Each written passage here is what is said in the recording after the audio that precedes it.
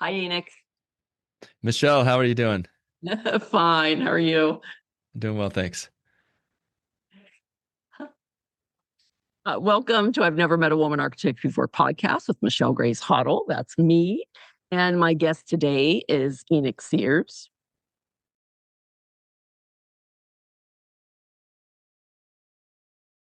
Enoch, how are you today? Oh, beautiful. Just got back from Florida, been traveling a lot. We got beautiful weather. Talking to some people from New York where it's already 40 degrees and I'm telling you, yeah, it's 75. So Really? It's it's really hard 40? to complain. Yeah. So, Business of Architecture founder Enoch Sears is well known for his stand that architecture practice owners don't need to sacrifice their health, relationships, or financial well being to do work they enjoy. After working in the architectural industry for a decade, he launched the Business of Architecture podcast in 2012 to share the best practices for running a small architecture firm. Over the following decade, he spent more than $4.7 million refining the SMART practice operating system, an organized method for running a creatively fulfilling and financially rewarding architectural practice. More than 253 firm owners from around the world run their practices using the SMART, SMART practice operating system. Welcome, Enoch. Thanks, Michelle. um, so you just got back from Florida, and is there anything that you kind of want to say about your architecture practice, business of architecture? Yeah, first I want to clarify that we're not an architectural practice. Yes. We are what would be considered a business consultancy, which when I was running an architectural practice, I didn't even know what that was. And I certainly didn't know how that could help me as a small firm owner. But what I discovered as I began to venture into practice as an owner, I began to understand that, like you read in the bio, that a lot of the stresses that we face as small firm owners aren't just relegated to the business, that they actually flow over into other areas of life. And for me, Michelle, it was late nights after dinner, working on my computer. And I remember my wife coming in occasionally and asking me, how much longer are you going to be working? And I think that is a good little anecdote about what can happen in our lives when we're passionate about something and we throw ourselves into it. And Mhm. and then that becomes a pattern where we never get out of that pattern. Mhm. And as I began to talk to other architects, and really as they began to open up and talk about what was happening behind all the wonderful awards and behind all the pretty accolades that they were getting as Yeah. architects, and they really opened up, I discovered what I would say is a little bit of the dark underbelly of small architectural firm ownership. And these are very serious things, like people dealing with severe health complications like afibrillation in their hearts, high blood pressure at the age of 40, Mhm. Yeah. being just a constant state of stress and frustration. Architects who 20 years into their career were getting divorced because their wives or their husbands, in whichever case it was, were just like, this isn't working for me. And so, Mhm. while a lot of that is going to be a part of any job or any position, right? Like life is not necessarily, doesn't necessarily lack stress. We're going to have Mhm. stress wherever. But what I discovered is that if we don't have the proper tools, that stress becomes a lot more heavy to bear. And not only that, but it limits what we can accomplish in terms of our impact, in terms of our financial reward, in terms of our freedom, and ultimately what I believe is the abundant life that we all want to live. Mhm. Yeah, yeah. And I mean, to be with your kids too, right? I mean, you have six Well, kids, I like mean, I have people three say that, yeah, kids. Yeah, yeah, yeah. My late ex-husband was also an architect and he worked for bigger firms, and so he was always there. And then I worked for myself. And so I was like, kind of working in architecture less time, but then, I was also raising the kids, which, that's a full-time job too, really. So yeah, because I wasn't working outside of the home. I was working here with my practice. Well, and a lot of times that's a good point because a lot of times as firm owners, if we have kids, what I've noticed is we're usually unwilling to sacrifice time with the kids, which is great. So typically firm owners that I experience, what they'll do is they will go to the games, they will do the coaching. and they will make sure they spend that time with their kids, which is awesome. Mhm. However, what ends up happening is it actually detracts from their ability in their practice to be there. There are questions that don't get answered, fires that don't get put out. Sometimes they have to leave a ball game, or they have to be on their phone during vacation, or they're working in the morning while everyone else is going on that outing on vacation because they got to get those emails out. And the good news is it doesn't need to be that way, but no one ever taught us in architecture school how to structure a small practice so that it doesn't run your life, how you can put it on autopilot, how you can be able to spend your time doing creative work that's more fulfilling and enjoyable instead of getting bogged down in all the finances. And most importantly, how to not be in that rat race of, if for some people it's not a financial venture, so many small firm architects, they have the luxury of not having the financial need to make a lot of money. They may have a Yeah. partner who's Yeah. an income earner, maybe married to a doctor or a pilot or someone that has a good income, a college professor, maybe their spouse is a professor, something that's a good income earner. And so a lot of times they might not have the financial pressure to make money in the practice, which is nice. And that's a nice place to be at. And what I do know is it's a lot nicer when we're able to work less and actually earn a lot more compensation for what we do.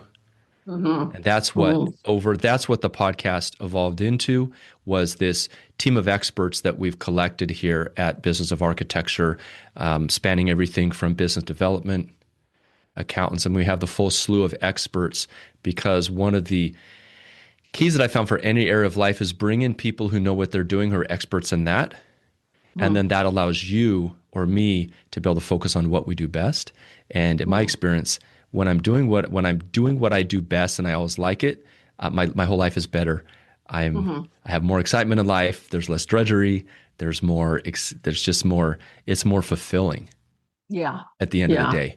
Yeah. So Yeah. And I mean, it's there's a lot of architects out there that, I mean, even if they do, right, it's not really good for you to like look at a firm and you're thinking, wow, like, wow, they're making it. So, but then you find out that, it's like they're independently wealthy, right? Or there is something, or they're teaching and that's like funding. And then one of my friends was saying, oh, isn't that great? I'm like, that's a horrible business plan. It's a horrible business plan to think that you're going to be teaching and getting that money, and then you're bringing it. Those are two separate entities. They're two separate entities. There's the teaching income, and then there's your business. And that those are different. Yeah. Yeah, ideally, right? It reminds me of a story. I was very early on. It must have been 12 years ago or so. We were holding an event in New York, and I was talking with a very smart woman architect, very intelligent, very passionate, very ambitious. Mhm. Like, she's very switched on, very, very smart. And as we were chatting, she told me about an experience that she had with her accountant where they were going over the books. And he looked at her, and she'd been taking home above and beyond what the firm was making. She'd been paying herself $2,000 to $3,000 a month. Right. Oh yeah. And so he asked her, Yeah. he said, well, Yeah. how much, if you were working for another firm, how much would you be earning? And at this stage, she would have been earning at least six figures because of the role and the capacity that Of she course. was at. Yeah. And so Yeah. then he kind of did a little bit of a calculation, and he said, did you realize that you're running a nonprofit business? And it's funny when we talk about it, but I remember her telling me that, and she said it landed like a ton of bricks. Suddenly, her whole world was rewritten. She just had to scratch her head and she said, well, wait a second. Why am I running a nonprofit business?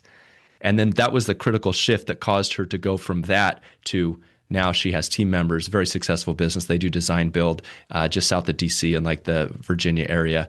But it was that critical piece to really look at that thing critically. And sometimes this is why outside experts I found can be so useful, Mhm. Michelle. I mean, Yeah. this morning I Yeah. worked out with my personal trainer, and Yeah. we've seen massive results over the past 3 years of working with him. He sent me a picture on my phone of myself about a year and a half ago. And I put on size, I put on mass, I look healthier, I look strong, I look younger than I did Uh-huh. before.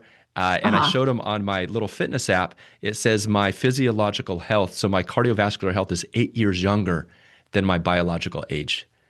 And I don't say that to say, oh, I'm so great. But what I say about that is that that would have not been possible if I would have just decided that I'm just going to go to the gym myself because I know myself too well. I would sleep Mhm. in some days. I wouldn't push myself as hard. And so this is one of the most powerful things that I've had is seeing people like coaches, mentors, and outside experts, not as costs, but in massive investments in Uh-huh. us. Every high performer has, sometimes in the architecture industry, we think if I'm working with a business coach or if I hire an outside mentor, it's because I'm broken. It's because I'm struggling. It's like therapy, right? Something must not be working.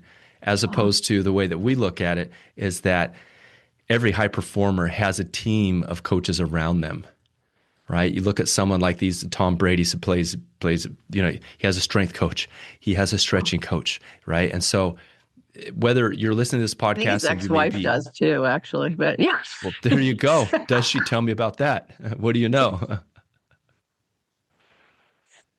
That's a little joke with one of my friends. Yeah. I'm missing the Oh, joke. Explain. oh, you're missing the joke? Oh, because Yeah. his ex-wife left him for her trainer. You didn't know. Oh, I don't watch the news, the politics. That is hilarious. I mean, it's kind of It sad, but comes up in ouch. Instagram. It Ouch. comes up in Instagram. It's like all over the place. Yeah, Okay. yeah. Okay, Now I get the joke. so what are your first recollections of experiencing architecture? Ooh, that's a great, great question. Well, for starters, I grew up in California Mhm. and I grew up in a very small town, 20,000 people there. And I wouldn't say there was any impactful architecture there, Ah, right? It's all stick built, modest homes, nothing with a lot of design sense. But there was, I'll say my first experience was my high school. So my high school was built around 1911 and it is kind of this Spanish revival style. mhm. So there's this beautiful main building that has this beautiful facade with some different decorative elements on it, these beautiful big columns and archways, very symmetrical. And I remember in my art class, that was one of the things that I drew because at that stage I learned, and it's interesting as I've gone through the process of becoming an architect, is that there is something about symmetry versus asymmetry. There is something about proportion versus the massing, how things look that naturally human beings respond to. So that was the first time that I understood that there is a difference between something that has design in it versus something that is just perhaps less thoughtful and thrown up and maybe doesn't follow some of the conventions or break the conventions in a thoughtful way. That was the very Mhm. first memory. So definitely not Mhm. something out of an architectural magazine. It's just it's not going to win any design awards, but it did have some substance to it that I remember enjoying and being impressed by. Mhm. Yeah, yeah. Um, so what three classic buildings do you like and why? And those would be iconic, not classical, but Okay, great. Well, I'm sure you know what I mean now. Yeah. yeah, when I first read that, I was thinking potentially classical, so I was thinking in my mind, and I'll start there. Uh, an older building would be the Pantheon in Rome. Uh-huh. So there's something about I haven't been in a lot of cathedrals, but I have been in certain cathedrals, and unfortunately, when I was in, remember the Notre Dame basically burned. And so the two times I've been in Paris, it's still been under construction, which is super Really? Oh, frustrating. yeah. It's so sad. But there's any building like that that has these massive, made out of massive pieces of stone, whether it's finely detailed like Notre Dame, or if it is more rustic like the Pantheon, right? You look and there's not a whole lot of decoration in there. It's Yeah. very these solid, massive blocks, but there's just something epic about that space and very permanent, very solid. So that's one that inspired me. Another one that really inspired me, this is after I'd been through architecture school, was the Kahn Museum in the Dallas Fort Worth. Sorry, it was designed by Louis Kahn, right? But the Kimball Yes. Art Yeah. Museum. The Kimball. Hmm. Yep. And there's something about that space. I don't know. Have you had the chance to visit that one I have as not, well? and a lot of people bring it up but I'm not, but because I've actually not been really to the Dallas area. I mean, or Okay. really anywhere in Texas. I mean, I've driven through the Panhandle numerous times, and I've flown into the Dallas airport, but I've never kind of gone up. But yeah, That's typical for Dallas, right? People are like, I had a layover there, but I didn't stop there. I know. I mean, I have obviously we've got the the Salk Institute here in San Diego. So I have been to that numerous times, but yeah, yeah. Yeah, which I would imagine be very similar.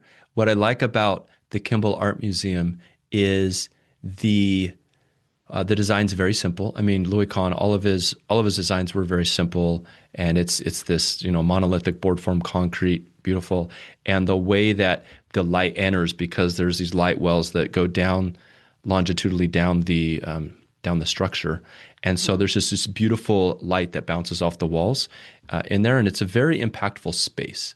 I can't say it works the best in terms of circulation and flow, but in terms of going in there and having a space where you feel like you connect with the art, it was very, very profound. So that's one of my favorites. Let's see what else.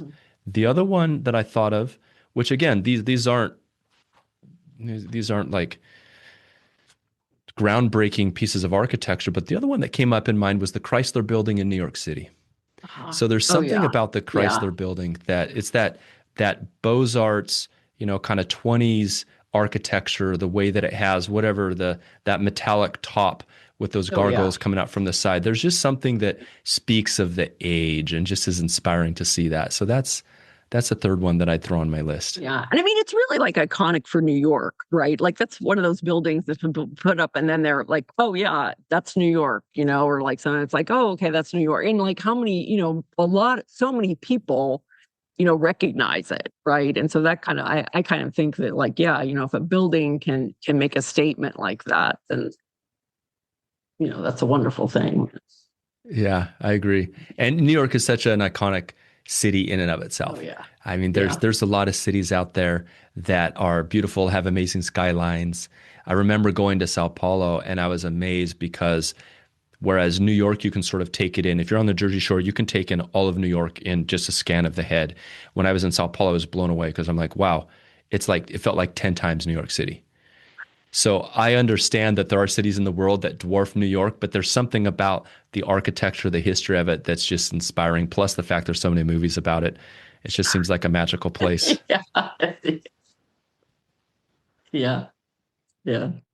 Um, I have been to the Pantheon. I guess I've been to the Chrysler Building, but I don't think I've been up in it. I don't think I've been up in the Chrysler Building. I did go up in the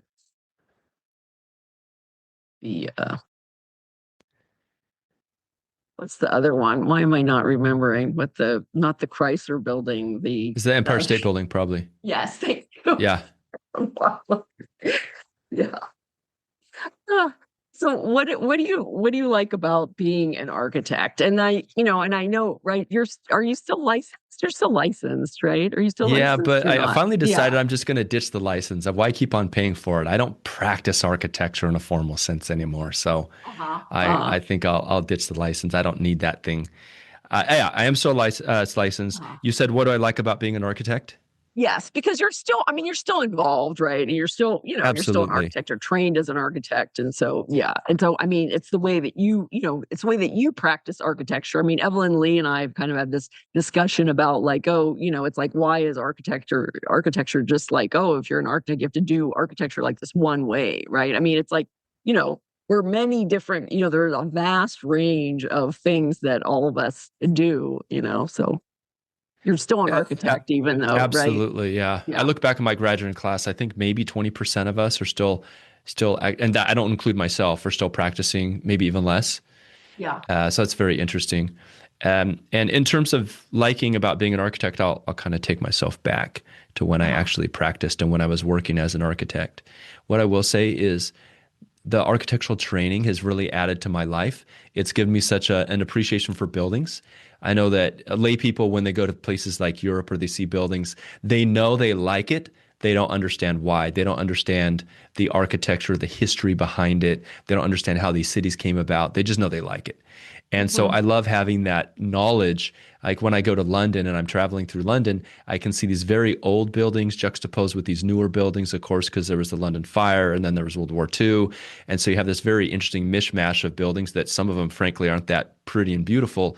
But Yeah. it gives me a Yeah. lot of context for understanding the built environment in a way. So I know it adds to my life. It adds to Mhm. my experience when I visit cities because I see so many things that normal people don't see. And for a long time, that annoyed the heck out of my wife because I would always be criticizing buildings. Look, why did they do that? They could have made this better over here. And I've stopped doing that so much. Now I focus on what I enjoy and what I like more than anything.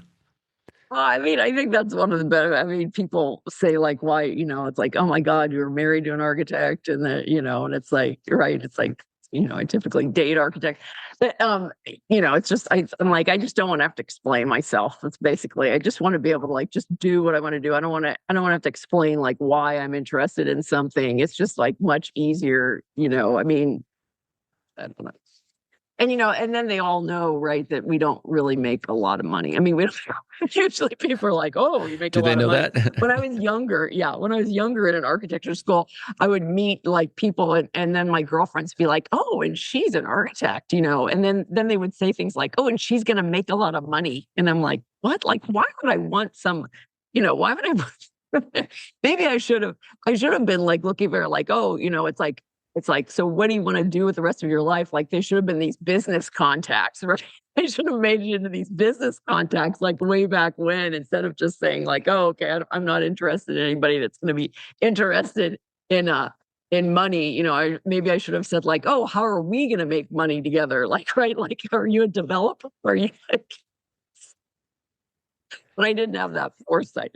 Yeah, well, it also points to a myth that I found in the industry that I had as well, which is that we won't make money in architecture. And what I discovered is that I know that's there only are some because people, making yeah, money is a yeah. skill, right? It's a skill like Mhm. anything. And most architects don't spend any time learning the skill of how to make money for whatever reason.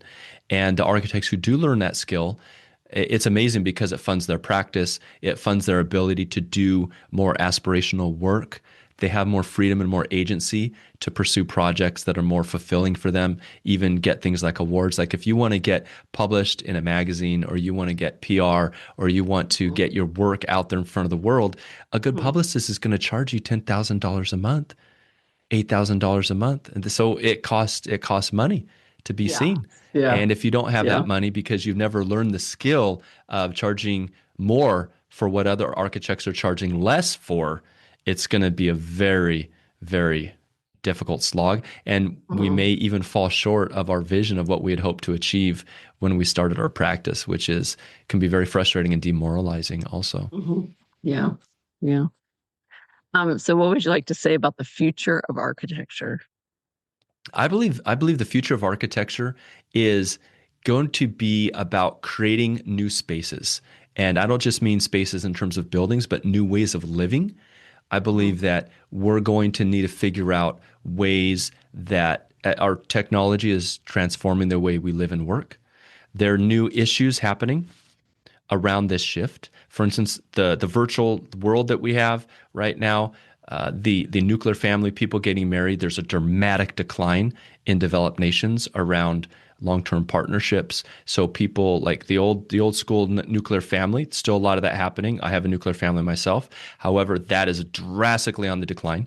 And yet when we look at the way cities are built now and the way buildings are designed, they're still designed around everyone having their lot in suburbia, et cetera. And as AI starts to shift things, as we get fed up with pesticides and big agribusiness, and we start to go back to maybe some more regenerative ways of organic food, who knows what shifts are going to happen? But Mhm. what we do know is that we're going to need designers and people that understand the built environment. And my hope is that architects can come together with the money people, like you said, with the developers, with the engineers, Yeah. with the Yeah. politicians to Mhm. help have a say in how the new communities are built. Because in my experience, architects sometimes it feels like we're a bit underutilized. I know there are city planners out there, but architects have a great sense of the greater context of community. And so that's one of my hopes for architects is that they get in, they Yeah. can start designing not just the individual little gems or just the buildings, but what's the larger context of how these communities work? Could we do something that's more sustainable, right? If we don't need cars to get everywhere, what do cities start to look like? What do we Mhm. do with cities that are already built like they were made in the 50s, right? These huge sprawling cities that have urban sprawl and everyone has their own suburban lot and cars need to drive everywhere. It's not going to take a whole lot of a fluctuation in the gas price or a breakdown in the logistical pipeline or a huge shift in the economic power of the world to suddenly make our current way of living potentially not so sustainable. And so I believe the architects are essential thought leaders, people who are have ideas about how we can live as human beings, and that is super exciting. Hmm. Um, yeah, two things for that. I met with one of my friends who they lost two houses in the Palisades. They had their own house and then a house like several doors down that was a rental house. But and they're both architects, or she was trained as an architect and he's an architect, but just kind of like the whole rebuild in that, like how are they going to rebuild, it's like how are they going to make that area more sustainable? I mean, they're talking about um, it's like there's all this push about fire resistance, but they were saying like, yeah, we really need to also talk about sustainability, in like rebuilding all this, because that's kind of been put on, at kind of the back burner, even though, there's like so much all of the toxicity that's in the soil and everything, I have to go down like six things, but it's just with spread, all of the uh, toxicity is just like everywhere, right? And then people are rebuilding, and then like as that stuff gets disturbed, like what's going to happen to the people that are like rebuilding and that have there? But then meanwhile they're rebuilding the whole area, right? So it's like a big, that stuff is constantly getting, brought up into the air. Um, that was the one, and then oh gosh, what's the other? Sorry, I kind of forgot about that. One of the things was just like the like urban planners as opposed to architects, like looking at stuff, and I mean, I see them, and I know that they kind of get mad about this, but I say, well, you know, urban planner, I mean, urban planners, it's like they really see in like two dimensions, I mean, the maps that they do, right, are not like 3D maps about things, if they put something in for this area, it's like, okay, we're going to have, all this density is going to be this, or all, the height is going to be this, but it's flat, right? Everything is just based, it's not based on what the real topography is of that area. So, when you're talking about heights and view corridors and things like that, it's like you're looking at a 2D, map. I mean, maybe some of them are getting into GIS, but I think that, these maps have been, they were developed like, like decades ago, right? Before that technology was even around. And so we have like these different zones and things like that. And then also, kind of like the psychology of doing things, like I'm doing these four houses on a lot split.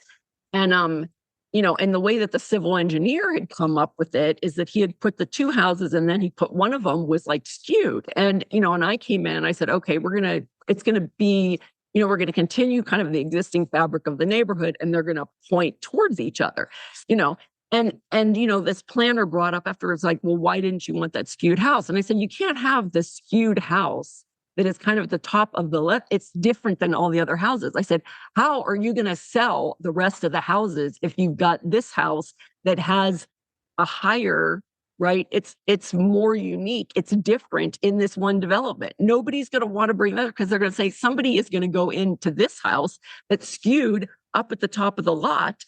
And we're going to be all the people, we're going to be the peons in the neighborhood.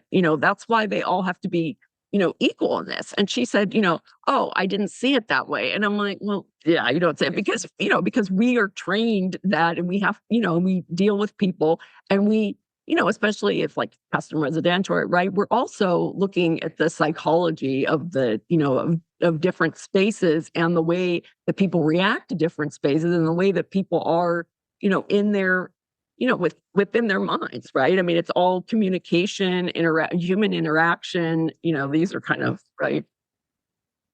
Yeah, agreed. I love that. Everything is a conversation. And so for you to have that impact, to be able to change the way that building is located, you had to present that idea. You had to enroll them in the idea that that was a good idea. And I think that's one of the most powerful tools that we can learn as architects is how do we not persuade people, but how can we use influence to help make the built environment better? Yeah. Yeah. So are there any parting? I know you have another meeting that I'm keeping you from.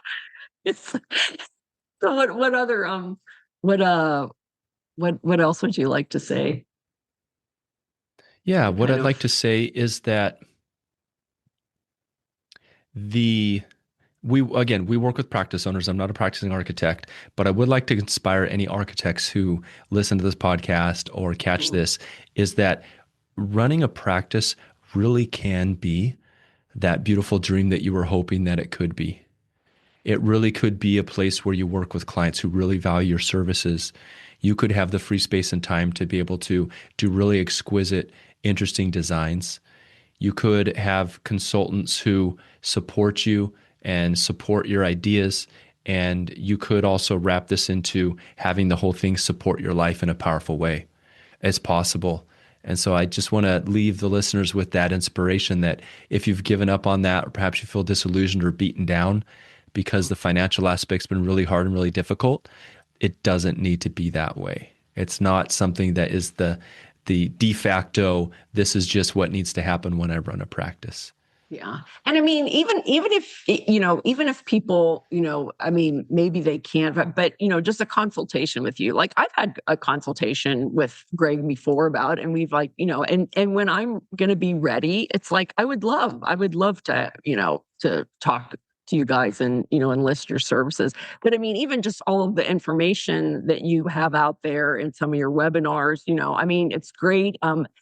One of the things that I said to Greg, and I've also said to you, is that I just love how, it's like Enoch will draw, which there are not that many webinars that you'll go to where the architect is actually drawing things, which I think that's great. I think that that's a great marketing tool because I mean, I think that architects like really like, wow, he's like drawing this and this, and then we're drawing at the same time, right? And those are using the tools that you use in architecture to present to architects. And which one is one of our, right, like that's one of our the secret sauce. I think you've said it's the secret sauce. It is.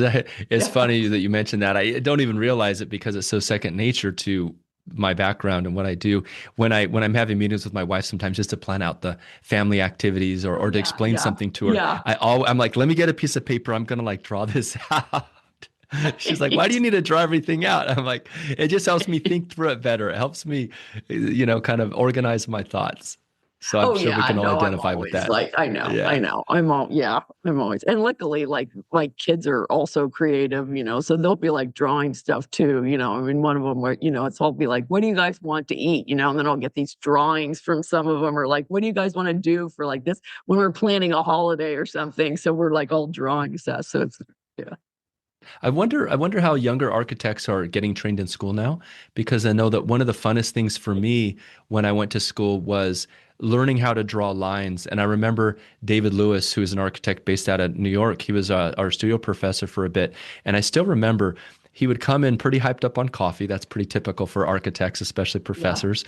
And he taught us how to draw a line. And his hand would jitter a little bit, like it'd shake a little bit. And I always thought that was because of the coffee jitters.